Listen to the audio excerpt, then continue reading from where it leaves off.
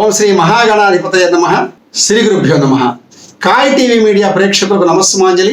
మనం ఇప్పుడు ఈ వీడియోలో ఆంధ్ర రాష్ట్రంలోని కోనసీమ జిల్లా అమలాపురమునకు 11 కిలోమీటర్ల దూరములో, రాజమండ్రి మహానగరములకు సుమారుగా 55 కిలోమీటర్ల దూరములో పచ్చని ప్రకృతి సౌందర్యముల మధ్య పరమపావన గౌతమి గోదావరి నది ఒడ్డున స్వయంభూగా వెలిసిన అతి పురాతనమైన పురాణ ప్రసిద్ధి కలిగిన ఐనవల్లి వినాయక స్వామి వారి క్షేత్ర మహిమను గురించి సోదాహరణపూర్వకంగా తెలుసుకుందాం.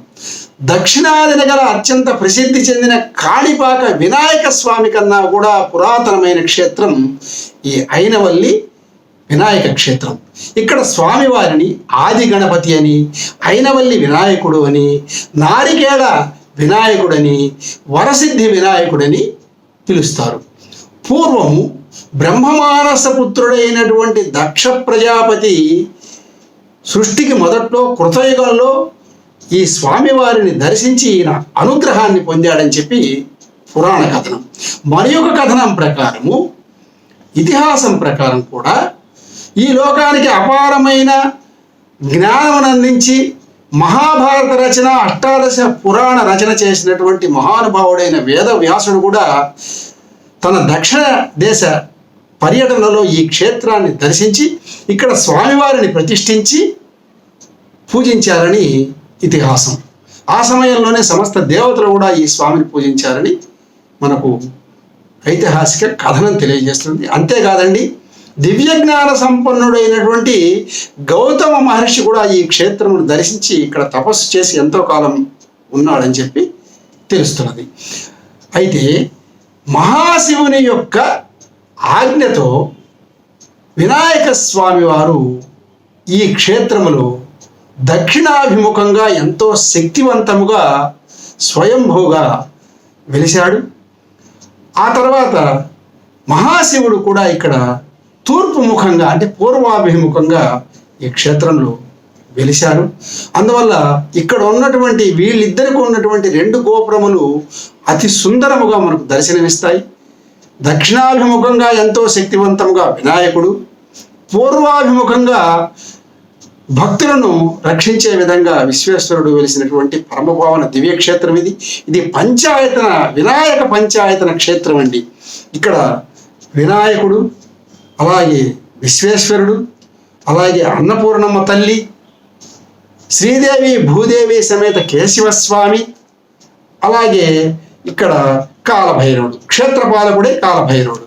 అలాంటి ఈ పంచాయతన క్షేత్ర దివ్య దర్శనం మహాపుణ్యఫలం అన్నమాట. అలాంటి క్షేత్రం.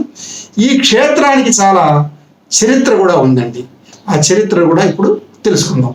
క్రీస్తు శకము 6వ శతాబ్దికి చెందినటువంటి తూర్పు చాణక్య రాజులు ఈ దేవాలయ నిర్మాణమును చేపట్టి బహుసుందరముగా తీర్చిదిద్దారు. ఆ తర్వాత 15వ శతాబ్దికి చెందినటువంటి విజయనగర రాజులు కూడా ఈ దేవాలయ నిర్మాణాన్ని చాలా బాగా విస్తరించి అనేక ప్రాకారములు, గోపురములు, విశాల ప్రాంగణములు, ఉపాలయములు వీటన్నిటితో కూడా చక్కగా నిర్మాణం చేపట్టారు. ఆ తదనంతర కాలంలో కూడా పెద్దాపురము సంస్థానాధీశులు కూడా ఈ దేవాలయ అభివృద్ధికి ఎంతగానో కృషి చేశారు. వీటన్నిటిని మించి శ్రీపాద శ్రీవల్లభ చరిత్ర అనేటటువంటి పరమపావన దివ్య గ్రంథములో ఐనవల్లి వినాయక స్వామి వారి యొక్క ప్రస్తావన ఉందండి. ఈ 13వ శతాబ్దంలో ఈ శ్రీపాద శ్రీవల్లభ చరిత్ర అనే గ్రంథాన్ని రాసిన గ్రంథకర్త యొక్క మాతామహులు ఈ క్షేత్రంలో ఆ రోజుల్లో అత్యంత అద్భుతంగా స్వర్ణ హోమం చేశారట. వారి హోమానికి మెచ్చుకున్నటువంటి వినాయకుడు స్వర్ణ వినాయకుడుగా ప్రత్యక్షమై అందరికీ దర్శనమిచ్చి ఆ హవిస్సులను అందుకున్నట్ట.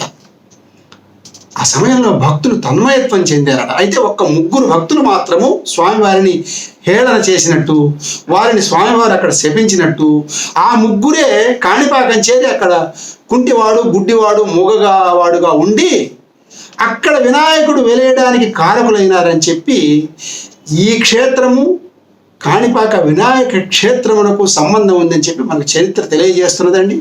అంటే కాణిపాక క్షేత్రమున కన్నా పురాతనమైనటువంటి పురాణ ప్రసిద్ధి గల దివ్యక్షేత్రం ఇది. అలాంటి ఎంతో మహిమాన్వితమైనది ఇది మరి దర్శనం మహాభాగ్యఫలం. ఇక్కడ ప్రాతకాలం నుండి రాత్రి 8-9 గంటల వరకు అనేక విశేష కార్యక్రమాలు, అనేక పూజలు, అర్చనలు, అభిషేకాలు జరుగుతూ ఉంటాయండి.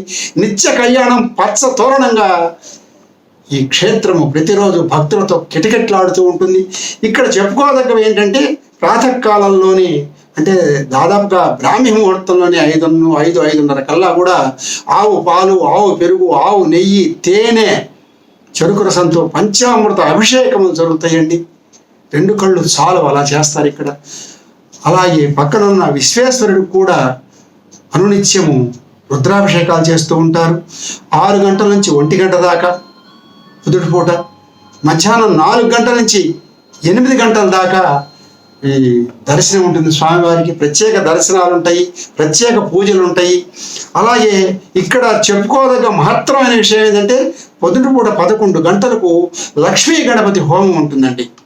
అనేక మంది అనేక కోరికలతో వచ్చి హోమంలో పాల్గొంటారు. గం గణపతి నమః అని ఒక్కొక్కరు 108 సార్లు అనుకుంటారు. ఎంతో శుభస్కరమైన విషయం. అలాగే ఇంతేకాకుండా భక్తులు ఇక్కడికి అనేక కోరికలతో వస్తారు. నామకరణము, అన్నప్రాసన, అక్షరాభ్యాసము, అలాగే గరికతో పూజ చేయించుకుంటారు. గరికనే ప్రసాదంగా స్వీకరిస్తారు. అనేక సుగంధ పరిమళ భరితమైనటువంటి పుష్పలతో స్వామివారికి పూజ చేస్తారు. షోడశోపచార పూజా విధానంలో పూజలు చేస్తారు. సింధూర పూజ చేస్తారు ఈ క్షేత్రంలో. అలాగే నాణ్యములతో పటిక బెల్లంతో ఇక్కడ తులాభారం కూడా వేస్తారండి పిల్లలకు, అదొక ఆచారము. అలాగే ఇక్కడ ఏంటంటే అన్నిటినీ మించి ఇంకొక ప్రత్యేకమైన చెప్పుకోదగ్గ విశేషం ఏంటంటే ఇక్కడ ఈ స్వామిని కొబ్బరికాయల స్వామిని ఎందుకంటారంటే మొక్కు అని ధర్మబద్ధమైన తమ కోరికలు తీర్చుకోవడానికి కొబ్బరికాయ కొడతారండి. కోరిక మనసులో అనుకొని ఇక్కడ కొబ్బరికాయ కొడితే తప్పకుండా తీరుతుంది అనేది అది ఈ భక్తులకు ప్రగాఢమైన విశ్వాసం. అలా కొబ్బరికాయ కొట్టి కోరిక తీరినాక మళ్ళీ వచ్చి 16 నుంచి 1116 కాయలు కూడా మళ్ళీ కొట్టి వెళుతూ ఉంటారు, మొక్కుంటారు స్వామివారికి. అది ఇక్కడ ప్రత్యేకత. అందుకనే సంవత్సరం అంటే చైత్ర మాసం మొదలుకొని ఫాల్గుణ మాసం వరకు ఈ క్షేత్రంలో సుమారుగా సంవత్సరానికి 25 లక్షల నుంచి 30 లక్షల కొబ్బరికాయలు కొడతారండి. ఎంత మహత్తరమైన విషయం చూడండి. అంతేకాకుండా ఇంకొక అద్భుతమైనటువంటి ఇక్కడ పూజా విధానం ఉంది. అదేంటంటే సప్తనదీ జలాల అభిషేక సహిత 1,00,000 కలముల వితరణ మహోత్సవం అట. అంటే 1,00,000 కలములు పెట్టి స్వామివారిని పూజించి ఆ పెన్నులు విద్యార్థులకు ఇస్తారు. వాటితో రాస్తే పరీక్షల్లో ఉత్తీర్ణులు అవుతారని, ఉద్యోగాలు వస్తాయని అపారమైన నమ్మకం. దేశ విదేశాల నుంచి, భారతదేశంలో నుంచి, నలుమూలల నుంచి భక్తులు వచ్చి ఈ కళలు తీసుకొని పోతుంటారు సంవత్సరం పొడుగున. అలాగే కార్తీక మాసంలో, మాఘ మాసంలో, ప్రతి మాసంలో అంటే నిత్య కళ్యాణం పస్తరణంగా ఇక్కడ ఇలాంటి విశేష కార్యక్రమాలన్నీ జరుగుతాయండి. ప్రతి నెలా వచ్చే చవితి, అలాగే వినాయక చవితి, అలాగే సంకష్టహార చతుర్థి రోజున అనేక విశేష కార్యక్రమాలు జరుగుతాయి.